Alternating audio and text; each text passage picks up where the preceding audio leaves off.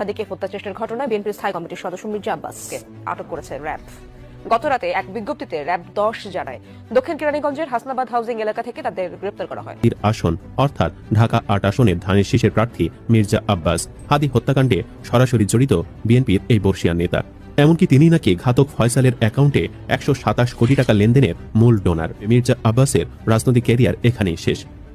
উসমান হাদির নির্মম হত্যাকাণ্ডের তদন্তে এবার বেরিয়ে এলো পিলে চমকানোর মতো এক তথ্য, যা তোলপাড় সৃষ্টি করেছে পুরো রাজনৈতিক অঙ্গনে। শুধু কি রাজনৈতিক প্রতিদ্বন্দ্বিতা, নাকি এর পিছনে রয়েছে শত কোটি টাকার এক বিশাল লেনদেন? এই হত্যাকাণ্ডের মূল স্রোত বাধা রয়েছে 127 কোটি টাকার এক রহস্যময় লেনদেনের সাথে। আর সবচেয়ে বড় চমক হলো, এই টাকার লেনদেনের সাথে নাম জড়িয়ে আছে খুদ বিএনপির নেতা মির্জা আব্বাসের এবং তার মালিকাধীন ঢাকা ব্যাংকের। মির্জা আব্বাসকে ঘিরে কেন হচ্ছে ওসমান হাদি হত্যার সন্দেহ? 127 কোটি টাকার লেনদেন নতুন করে উস্কে দিচ্ছে প্রশ্ন। ওসমান হাদি হত্যাকাণ্ডের তদন্ত যত গভীরে যাচ্ছে, একটি নাম তত বারবারই সামনে আসছে। বিএনপির স্থায়ী কমিটির সদস্য ও ঢাকা 8 আসনের প্রভাবশালী রাজনৈতিক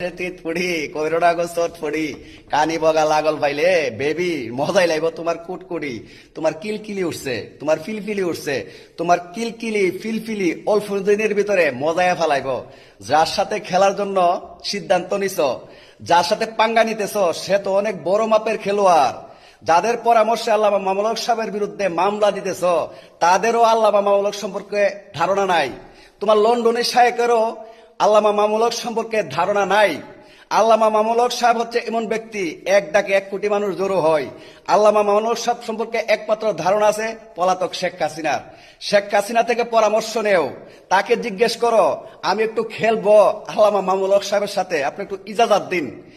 আরে বন্ডর বাচ্চারা, লুটতরাদার বাচ্চারা, দখলদারের বাচ্চারা, হামবাবাদের বাচ্চারা, শেখ হাসিনা পলাইছে ইন্ডিয়া, তোরা বঙ্গোপসাগরে নিক্ষেপ হবি অল্প দিনের ভিতরে।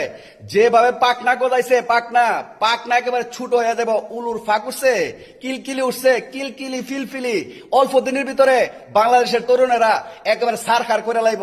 হামবাবাজি তাম্বাবাজি কোন টানে লুম্বা দিয়ে গোনা। মামুনুল তো কখনো রাজনীতি করেনি।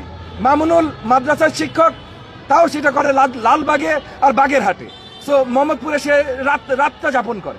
তো মামুনুল রাজনীতি করে নাই, রাজনীতি করেছে জামাত, এবং জামাত রাজনীতি করেছে অপপ্রচারের রাজনীতি।